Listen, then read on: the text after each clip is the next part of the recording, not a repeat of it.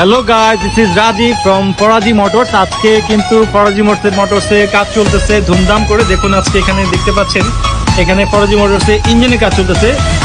এটা Suzuki SF, এই গাড়িটাতে কিন্তু হিউজ প্রবলেম। তো মোদ্দা কথা হচ্ছে যে এই প্রবলেমগুলো সলিউশন করছে আমাদের হেড মিস্ত্রি যে আছেন শাকিল সাহেব, উনি কাজ করতেছেন। তো সবাইকে আসার আমন্ত্রণ রইল। একদমই খুব কম প্রাইজের মধ্যে বেস্ট সার্ভিসটা পাবেন। আসসালামু আলাইকুম।